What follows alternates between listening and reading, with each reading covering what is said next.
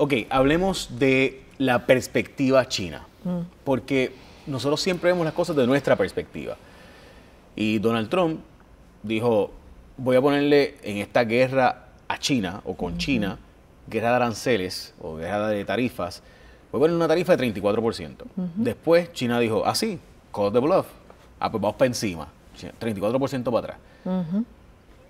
Trump dice, si no me quita las tarifas de 34%, lo voy a subir a 50%, súbela. Y ya va por 104%. ¿Cómo China ve esto? ¿Cuál es la perspectiva de China? Y obviamente, por si acaso, ella tiene un doctorado en este tema, así que, ¿verdad? Estudió este tema, es tu tesis, ¿no? Es de este tema. Es decir, sí. De hecho, comencé estudiando la integración económica de América Latina y terminé estudiando a China. Precisamente porque en el momento que estaba estudiando era cuando en China entró de cantazo y con toda la fuerza de América Latina y rompió mucho de los esfuerzos de América Latina de integrarse económicamente y crear zonas de comercio, y volvieron su atención a China. Y entonces yo dije, pero ¿por qué están aquí? ¿Qué quieren? ¿Qué necesitan? ¿Por qué tienen tanto dinero? En aquel momento China no estaba mucho en el radar. Y ahí que entro yo a estudiar China y su política exterior, su sistema económico, su sistema político, porque no hacía sentido lo que estaba pasando en América Latina, dado los esfuerzos de integración. Pero China, en estos días, Xi Jinping dio un discurso. Esto ha sido siempre su visión a largo plazo. Yo creo que hemos hablado anteriormente de eso. Sí, hay que explicar eso un poco, porque el problema es que nosotros siempre vemos ¿verdad? Cuatrenio a cuatrenio, China ve esto por cientos de años. O sea, exacto. Un plan de mucho más largo plazo. Exacto. Literalmente ellos hacen planes de 50, 30, ¿qué queremos alcanzar a este punto?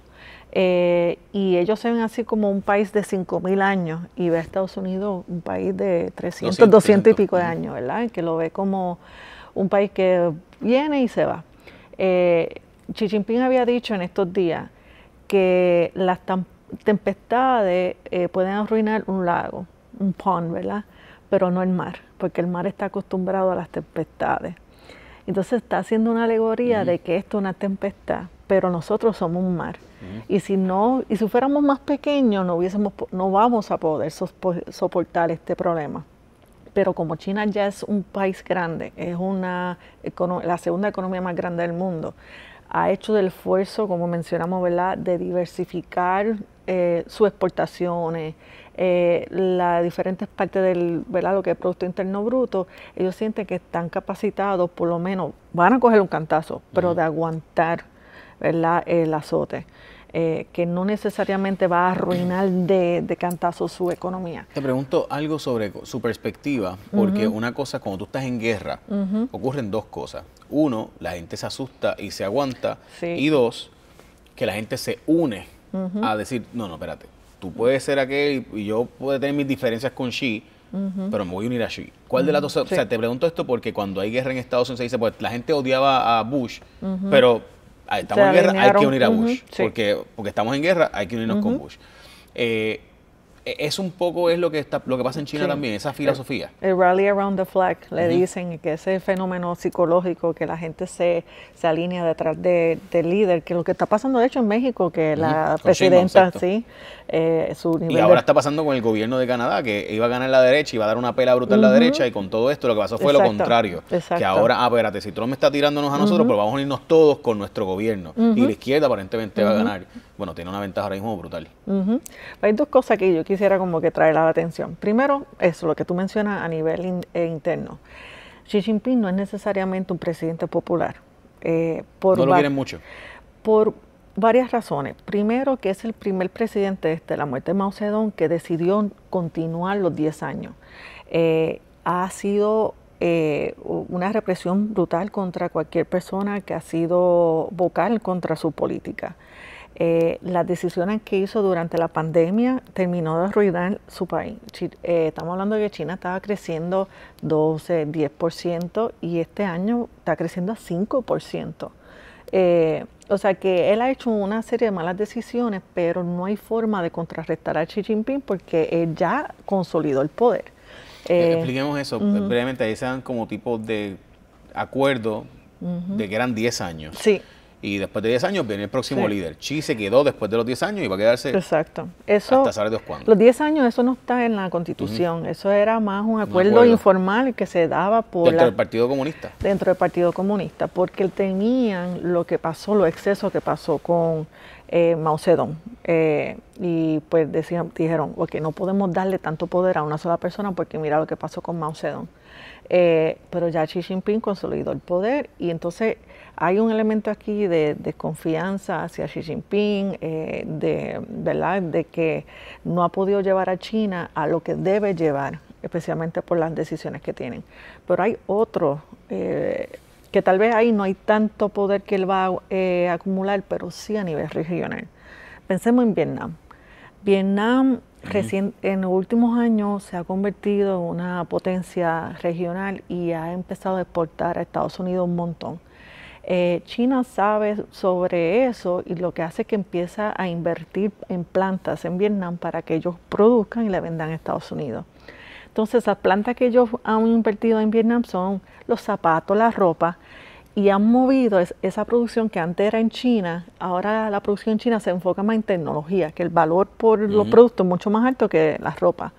Pero eso le ha dado la oportunidad a Vietnam de entrarse dentro del mercado de Estados Unidos y le ha dado la oportunidad a China de mover esos aranceles y ese enfoque, porque ahora Estados Unidos no sabe de dónde exactamente están viniendo los productos porque no son made in China, made in Vietnam, made in, ¿verdad?, en otros países de la región. Pero la ironía de esto es que Vietnam, a pesar de que es un país comunista, no tiene confianza en China. Y hasta cierto punto no es como rivales, odio. ¿no? Sí, porque hay que pensar que la guerra de Vietnam inculpa hasta cierto punto de los chinos, ¿verdad? Y prefieren hacer comercio con Estados Unidos, confían más en el capital de Estados Unidos que de China.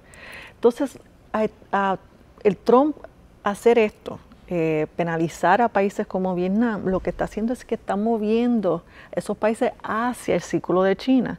Está reconfigurando el sistema internacional que usualmente Estados Unidos es el polo en donde la mayoría de los países quieren hacer comercio, quieren inversión, admiran a Estados Unidos, admiran su sistema político. Y ahora lo que Estados Unidos está haciendo es que está moviendo a esa gente hacia China. Ok, pues entonces yo no puedo contar con Estados Unidos, pues vamos, entonces vamos. Sí, sí. ¿Con quién me voy a poder aliar? Exacto. O con quién voy a poder comerciar? Pues con la segunda economía, la economía, que es un poco lo que hizo Castro, ¿verdad? Y no quiero decir esto como un tema comunista, sino lo natural. Si Estados Unidos mandó que te mataran en Bahía de Cochinos, pues ¿con quién me puedo aliar que me proteja? Bueno, pues con la Unión Soviética, que es la segunda potencia mundial. Sí. O sea, es básicamente lo mismo ahora con Vietnam, que tenía problemas con China, igual que Filipinas, igual que Australia. De hecho, una de las cosas que me pareció interesante, que yo recientemente vi en la prensa de Australia, fue eso. Es la perspectiva de que ellos dicen, mira, nosotros nos enfrentábamos a China porque confiamos en que Estados Unidos nos iba a defender, pero si ahora Estados Unidos no nos va a defender como está diciendo, pues ¿cómo yo voy a seguir confrontándome con China? Voy a tener que entonces aliarme con China. O sea, y Australia es importante porque, de nuevo, es un país relativamente occidental, o sea, no es un país oriental, que se entienda lo que quiero decir con eso. O sea, ellos se ven como un país, como un Europa, ¿verdad? Como un Inglaterra. Pero están allá abajo, están en la zona de, básicamente, relativamente sus vecinos son relativamente vecinos, ¿verdad? Son los chinos. So, ellos lo ven como que en ese mar Estados Unidos va a estar con nosotros, Filipinas igual, Vietnam igual, Laos. O sea, vemos estos vecinos, Japón, que veían Estados Unidos como que, espérate, por más que haya, ese es mi aliado. Ahora, pues van a tener que aliarse con China. Así mismo, ¿eh? Y eso beneficia a China. O sea, que China está viendo esto como su gran oportunidad. So, en esta guerra de aranceles, parece ser que China no es el perdedor, porque aún con que los productos de Estados Unidos o provoquen que, como Estados Unidos deja de comprar o vender en ese país, hay un efecto, ya ellos se habían preparado para esto. Y se ven a ellos como los ganadores a largo plazo de esta confrontación. Esa es la perspectiva china. Y eso es bien interesante porque ellos sabían, ¿verdad?, precisamente que Estados Unidos, ¿verdad?, por el ciclo electoral eso podía venir. Y se habían preparado para ello. Pero China está tratando de ver, ok, cómo yo me posiciono a nivel regional. Pues, ¿qué es lo que ellos están llamando? a obedecer las reglas internacionales, a hacer las cosas a través de la Organización Mundial de Comercio, que eso es la ironía, porque son organizaciones y reglas que estableció Estados Unidos para su beneficio, y estamos hablando de que el país comunista anticapitalista está diciendo no, hay que obedecer las reglas, vamos a promover el libre comercio. Entonces es que a veces cuando uno estudia esto, ¿verdad?, a largo plazo, uno se encuentra en la posición y dice, es que esto no hace sentido, el mundo está pata arriba, en donde el país comunista está llamando al libre comercio y a proteger las organizaciones internacionales. Entonces, esto tiene, ¿verdad?, otro punto es del asunto de la confianza. Nosotros partimos de la premisa que todo el mundo comprende lo que son las organizaciones internacionales. Mis disculpas, ¿verdad? Yo sé que para los expertos que nos ven o para la gente que estudia estos temas dicen, Dios mío, oye, que es tan básico. Pero es que gran parte de la gente no sabe lo que es el WTO, no sabe la Organización Mundial de Comercio. O sea, China fue el China Shock. 2001, China entra a la Organización Mundial de Comercio. O sea, en otras palabras, ellos entran a empezar a respetar las reglas internacionales de intercambio económico, y eso fue un shock para el mundo, porque fue como que, wow, espérate, los comunistas van a entrar a hacer capitalismo oficial, capitalismo de Estado, esto oficialmente vamos, y eso fue un choque a la economía mundial, porque significó un cambio. Entonces el mundo entero dijo, espérate, pues ahora yo puedo invertir en China porque van a seguir las reglas internacionales. Entonces, al Estados Unidos poner tarifas, lo que dicen los chinos es, pues ¿cómo yo puedo ganar aquí? Pues ahora yo soy el que promueve el libre comercio, yo soy el que promueve el intercambio, y los países van a ver a China como su aliado y no como su enemigo. Sí, así mismo. A pesar de que hace poco eran los enemigos. Exacto. Y la Organización Mundial de Comercio, para tener un poco de perspectiva, comienza, ¿verdad?, sus primeros pininos justamente luego de la Segunda Guerra Mundial, porque se entendía que no se podía mantener este sistema de países aislados sin comercializar, que no iba a haber crecimiento económico si no había algún tipo de infraestructura para el comercio. Estados Unidos crea, ¿verdad?, y lidera la creación de lo que es el GATT, General Agreement of Trade and Tariff, ¿verdad?, y luego eso se convierte en la OMC. Europa se integra, ¿verdad?, en la Unión Europea, pero es la noción de que esto no es un juego de suma cero. Si yo gano bajo este sistema de colaboración, también tú puedes ganar. No es que estamos en competencia de que yo gano y tú pierdes.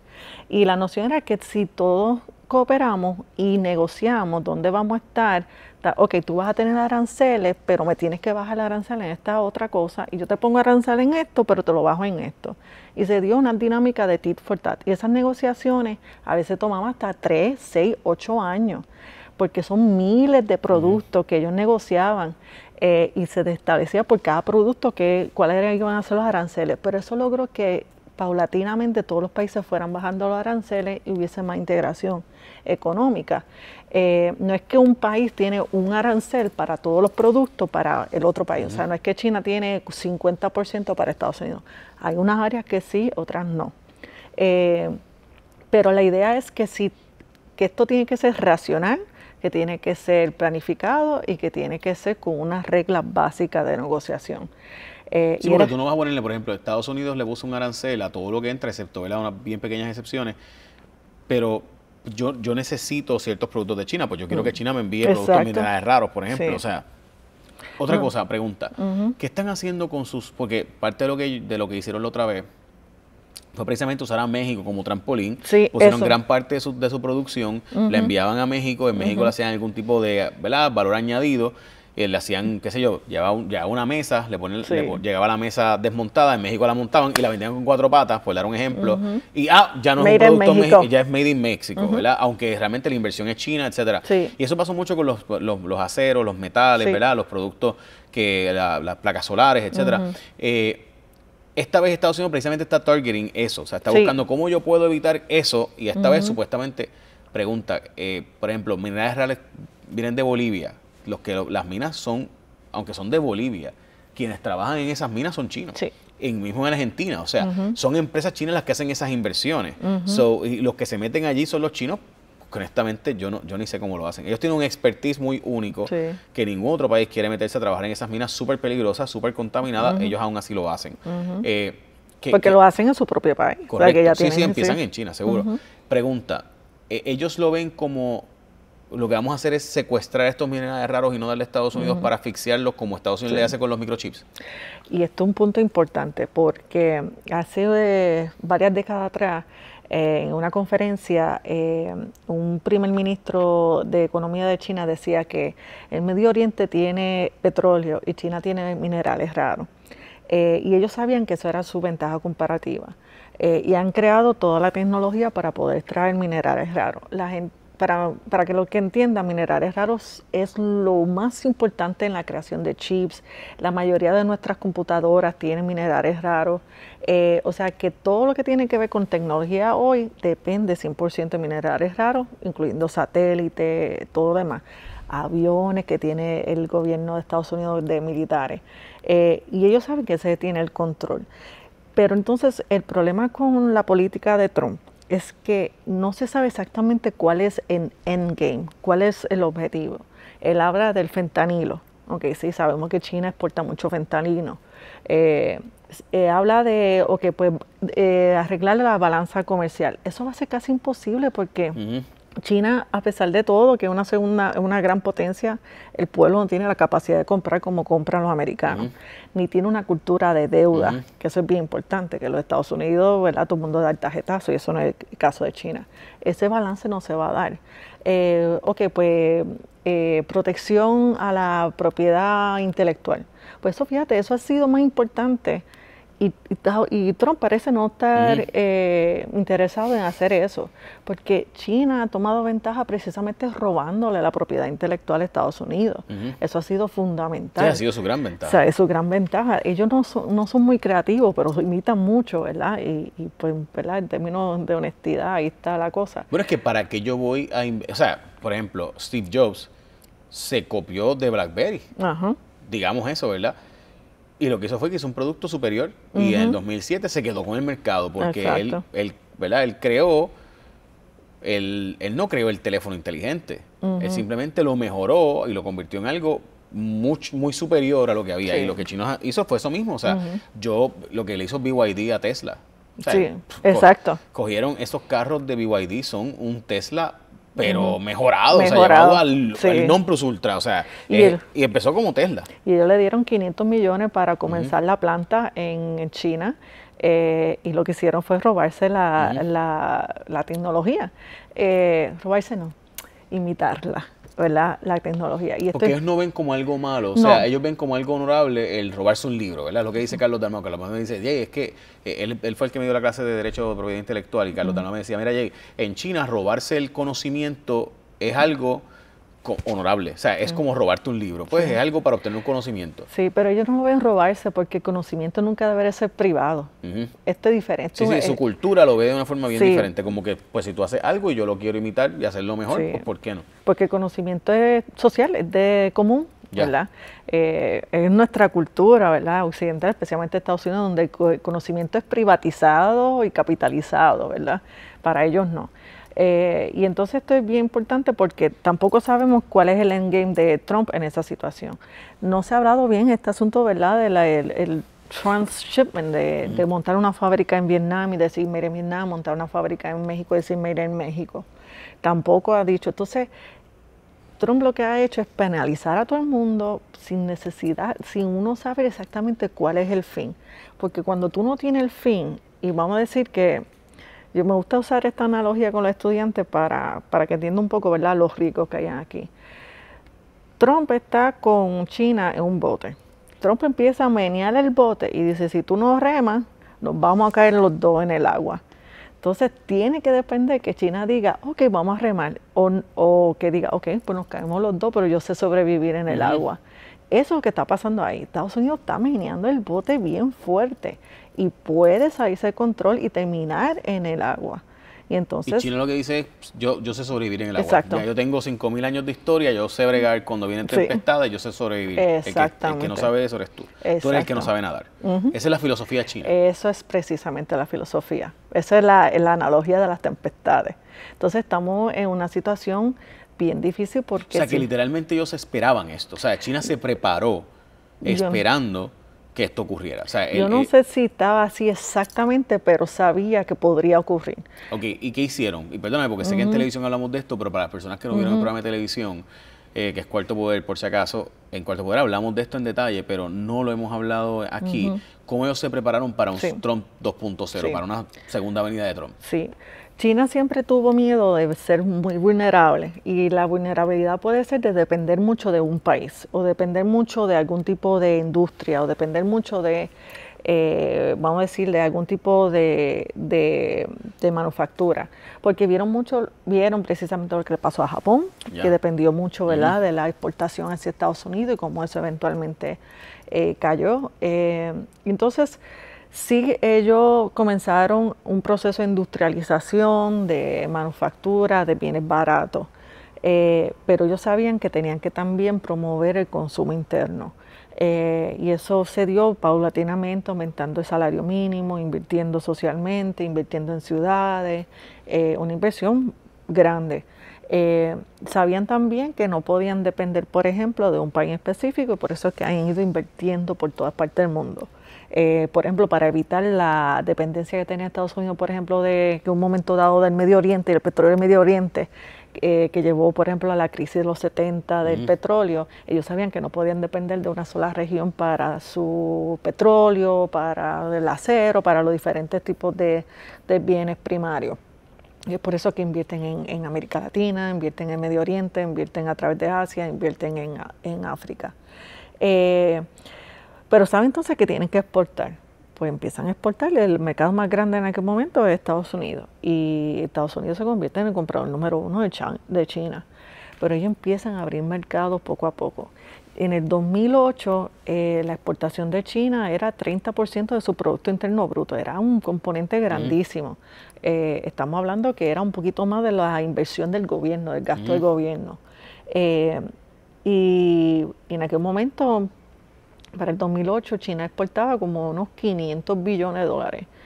Ya para hoy estamos hablando de 2.3 trillones de dólares que está exportando. De eso, Estados Unidos solamente es 14%. O sea, que Estados Unidos ni siquiera es el comprador principal.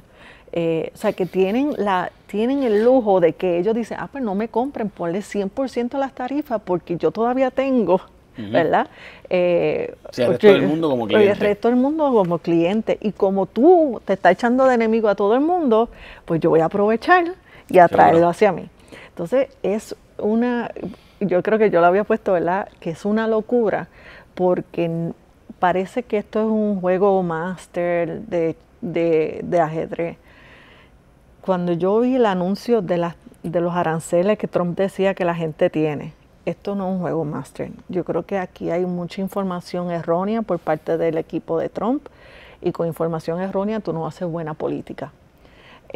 Y si esto es el caso, ese meneal es de ese barco puede terminar hundiendo el barco. A mí lo que me parece interesantísimo, de nuevo, es que Trump le vendió, y mucha gente que conozco que defiende los aranceles como política económica, es que él vendió que iba a crear un estudio de todas las formas de competencia desleal, y si hubiera hecho eso, uno podría estar aquí hasta argumentando lo contrario, diciendo, mira, ok, esto eso hace sentido. Porque eso tiene sentido, vete al WTO y pon las querellas a la Organización Mundial de Comercio o la OMC, vete allí y pon estas querellas porque se subsidia así, se roba el propiedad intelectual, ellos le dan préstamos a los bancos subsidiados, le dan dinero a las empresas subsidiadamente, rescatan sus empresas todo el tiempo, entonces pues yo no puedo competir en igualdad de condiciones así que todo eso. Eso no fue lo que ocurrió. Yo escucho a mucha gente que defendía a Trump y las tarifas previo a esto que ocurrió el 2 de abril, el Día de la Libertad de la Liberación, y esas personas no han sabido cambiar el microchip.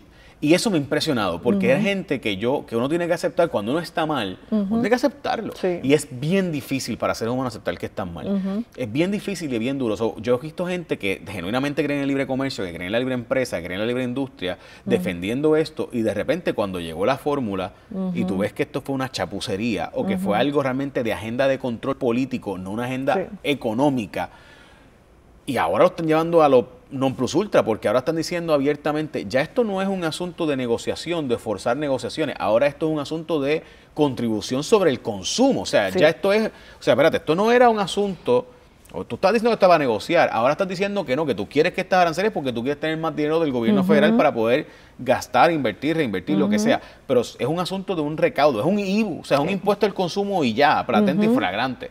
Eso es lo que provocó que Scott Bessent, que es una de las personas más inteligentes, uno de los traders más exitosos en la historia, el actual secretario del Tesoro, dijera, mira, esto no era por donde íbamos, ¿qué está pasando aquí? Y hay una confrontación directa entre Peter Navarro, Howard Lutnick, que son los dos aliados que creen en las tarifas como política económica, y Scott Bessent y Elon Musk diciendo, no, esto por ahí no era, esto no era el plan, ¿qué está pasando aquí? Pero irónico, y están peleando. Sí, es irónico porque ahora están diciendo, ok, pues de aquí vamos a recaudar billones de dólares para bajar la deuda que tenemos. Ajá, pero tú estabas diciendo que esto no era un impuesto, que eran los países que pagaban esto. Ahora está diciendo que somos nosotros los que lo vamos a pagar y que entonces esto es para la deuda. Y yo creo que, mira, Estados Unidos tiene la deuda más grande que hay en la historia. El país, el gobierno federal. No estamos hablando de que cada estado tiene deuda, cada condado tiene deuda, cada organización tiene deuda. El país está ahora mismo endeudado que la única forma que Estados Unidos no cae en una crisis económica es porque hay demanda por el dólar. Cuando la gente deja de demandar el dólar, que es lo que pasaba en América Latina, cuando caían los valores de las monedas, ahí es que se desploma la posibilidad de que el país pueda pagar. Mientras la gente piensa que Estados Unidos tiene la capacidad de pagar y que va a pagar, van a comprarle la deuda. Cuando se pierda esa confianza en la capacidad o en la voluntad de pagar la deuda, no va a haber forma que Estados Unidos pueda sostener esa deuda. Estamos hablando de trillones y se le está yendo billones y billones en nada más en intereses. Ahora, la deuda, la mayoría de la deuda la tenemos nosotros, no son países. La gente piensa que China tiene la mayoría de la deuda. Estados Unidos sí tiene deuda que son países que la compran, pero de esa es una fracción bien pequeña de toda la deuda que el gobierno ha emitido. De esa fracción pequeña sí China tiene la gran mayoría, eso es cierto, pero la tenemos nosotros en el 401k, lo tenemos nosotros en las pensiones. El Seguro Social se sostiene con la deuda del mismo gobierno. El gobierno emite deuda, se la da al Seguro Social, el Seguro Social coge los intereses. O sea que es como yo me presto yo misma, ¿verdad? Cojo una tarjeta y pago otra tarjeta. Y eso tiene repercusiones porque si Estados Unidos deja de poder pagar la deuda, nosotros nos vamos a afectar, no es China, no es otros países. Estamos hablando de una situación, yo sé que sí es necesario, pero los recortes, la forma de balancear, no es, por ejemplo, dándole tax breaks a las personas que más pueden, mientras les ponen un impuesto a la clase trabajadora con las aranceles. Que son las aranceles. Exacto. Tengo una última pregunta. Podríamos estar hablando horas, yo sé, y quisiera hablar las horas, pero pues no tenemos el espacio esta noche. Y gracias por haber venido a Cuarto Poder también. Quería preguntarte, ¿hay una base o hay un outpost chino que se está haciendo en Antigua? Antigua y Barbuda es una isla que está a 250 millas de nosotros, o sea, una isla bien cercana. Originalmente se decía que no era una base militar, que era un interés estrictamente comercial. Es una zona de libre comercio, sí. Correcto, eso es lo que se decía. Esta guerra comercial, este Trump 2.0, que ya es una confrontación directa, puede hacer que cambien los planes y se convierta en una... Sí. Yo creo que la otra vez habíamos hablado y yo decía no, ¿verdad? Yo hablaba de que China no iba a tratar de enemistar a Estados Unidos porque no le convenía económicamente, porque después de todo, ¿verdad? Estados Unidos sigue siendo un importante socio comercial. También te decía que, bueno, China, por ejemplo, aparte de una base de Djibouti, que de hecho casi hay como 5 países que tienen base ahí, no había tenido intenciones... No, en África, por si acaso. En África, China, ¿verdad? Ya. Justamente ahí en el cuerno para poder... En el norte de África, para proteger el tráfico económico. Exacto. Pero aparte de eso, realmente no tienen la extensión militar que tú ves en Estados Unidos, que tienen, ¿verdad? Decenas y decenas de bases alrededor del mundo. Y era porque China pensaba que su crecimiento económico se iba a dar si mantenía a los restos de los países confiados de que no tienen intenciones militares. Pero, este es el gran pero, Xi Jinping, una de las cosas que ha cambiado de las últimas décadas es que China tenía la visión de bajar la cabeza y no llamar la atención y seguir creciendo. Xi Jinping cambió eso a decir no, ya nosotros somos una potencia, sí queremos cooperar, pero él estableció una política que se llama el bottom line policy, la política base. Y el bottom line policy dice, nosotros queremos la paz si no hay ningún tipo de amenaza a la integridad territorial o al crecimiento económico. ¿Qué está diciendo eso? Sí. Estamos hablando que esto fue un principio que estableció 2010, justamente después del huracán María, 2017. Y ese decía, ok, China es un país de paz. China siempre va a buscar la paz, excepto estas condiciones son lo mínimo que nosotros entonces, si se violentan estas condiciones, ahí sí pues, China va a dejar de ser un país pacífico. Integridad territorial, ¿verdad? Hablando de Taiwán y el crecimiento económico. Ya se está violentando una de ellas. Sí, el planteamiento era, precisamente será mi último planteamiento, o sea que la zona de libre comercio que se está haciendo en Antigua, que está tan cerca de nosotros, también ahora hay una confrontación directa entre empresas en el Canal de Panamá. La empresa más importante, ¿verdad?, económica de inversión en el mercado de valores está tratando de quedarse con el canal, mientras que unas empresas de Hong Kong, China, Hutchinson, están allí en el Canal de Panamá y quieren quedarse con el canal. Los puertos. Correcto, sí. Con los puertos del canal, exacto. Los puertos alrededor del canal, por si acaso. Que son los barcos más importantes que pasan por ahí, dicho de paso, o sea, esa parte es importante también entenderla. Y la sequía está también cambiando un poco el juego de si el Canal de Panamá va a ser el más importante o no, y eso pues tiene también su importancia en otro momento que podemos discutir. Pero este outpost o esta zona pudiera convertirse en militar, entre otras, para cuidar del tráfico económico y el canal. Sí. Bueno, yo creo que por lo menos, mínimo, tener esa zona, ¿verdad?, especial comercial, en donde ya ellos se convierten técnicamente en dueños de territorio. No sé si eso eventualmente vamos a ver un outpost militar, porque estarían en un país bien pequeño, rodeado de Estados Unidos, ¿verdad? Militarmente sería bien desproporcional, pero no dudo que eso sea un asset a largo plazo. Tenerlo ahí, especialmente si vamos a ver, y yo creo que hablamos de esto en otra ocasión, que con la reconfiguración del orden mundial, en la que Estados Unidos deja de ser el hegemón, y que veamos un tipo de confrontación internacional, de guerra mayor, estos puntos van a ser fundamentales. ¿Los ves tomando Taiwán pronto? Esa es la pregunta. Sí, eso es. Bueno, ya Hong Kong, ya controlan Hong Kong. Y Taiwán están controlando básicamente la política interna. Que están básicamente el movimiento independentista está decayendo. Así que yo no sé si va a ser necesario un control. Bueno, es que si tú, después de que Biden dijo, si ocurre algo, vamos a estar aquí por Taiwán. Sí, pero Trump no va a hacer eso. Trump no, ya, o sea, ¿qué te queda de tú eres Taiwán? Taiwán tiene que aceptar probablemente que, pues, entre eso y una guerra. Pero es lo mismo para Corea del Sur, es para el mismo, ¿verdad?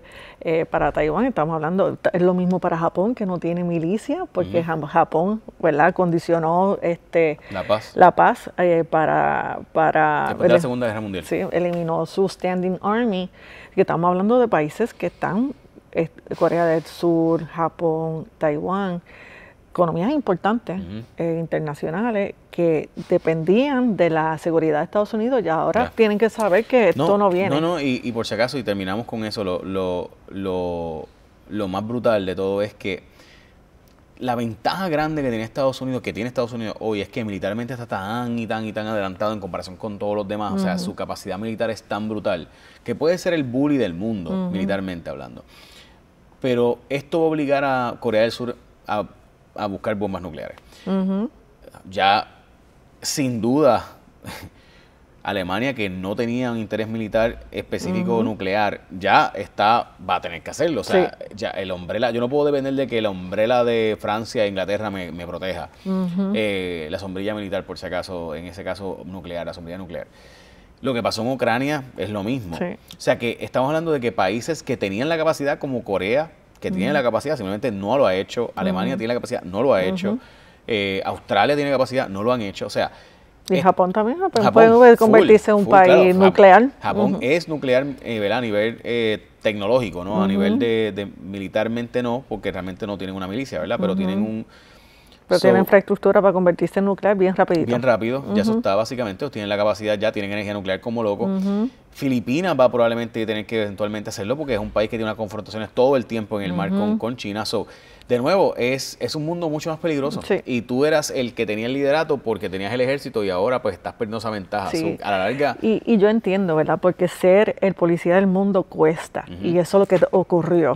Pero la alternativa a eso es no ser el líder del mundo y no ser el policía del mundo y convertirse entonces en un mundo que es una guerra de todo contra todo. Porque entonces empieza como un mundo jovesiano, no sé si, ¿verdad? Sí. Ese mundo natural en donde no existe ley y orden. Entonces, pues todo el mundo a protegerse por sí. Seguro. Empiezan las carreras armamentistas y eso que desemboca entonces, por eso yo digo que me temo mucho este tipo de situación porque sé que estos son usualmente lo que hemos visto históricamente las condiciones necesarias para guerras de gran escala. Y eso es lo que a mí me preocupa, que nuestra generación lo va a ver, ¿sabes? Puede ser 5 o 10 años, pero lo más seguro lo vamos a ver. Pero la diferencia de otras guerras, ¿verdad? Mundiales es que no existían las bombas nucleares. Sí, no existía este nivel de armamento, o sea, no había forma jamás. Entonces, esto la capacidad de autodestrucción no existía. Podemos eliminar el planeta ahora mismo. Sí, hay capacidad para eso. Profesora, gracias. ¿Cómo no? Yo no quisiera terminar, ¿verdad?, diciéndoles eso. Yo pienso que quizás, ¿verdad?, la facción Musk y Bessent terminan creando en algún momento alguna idea, pero yo creo que el problema de estos tiros es que ya la pasta salió del pómulo, o sea, y meter la pasta para atrás, o sea, que es el ejemplo que todo el mundo usa, ¿verdad? Una vez tú dices ciertas cosas, desencadenas una serie de acciones que simplemente no hay vuelta atrás. Exacto. Y ya Trump había amenazado con esto, ahora lo está haciendo, así que ahora el resto del mundo tiene que decir, bueno, pues si no puedo depender de Estados Unidos, si al revés, voy a tener el que era mi aliado y protector, el cual me está castigando, se va a quedar con Groenlandia, se va a quedar con el canal de Panamá, pues ok, pues yo tengo que buscar entonces cómo protegerme. Exacto. Y lo que hizo Fidel Castro es lo natural, pues vas donde el otro. Exacto. Y el otro en este caso es China. Y China está diciendo, aquí vengan estoy, vengan para acá. Gracias, profesora. Cómo no.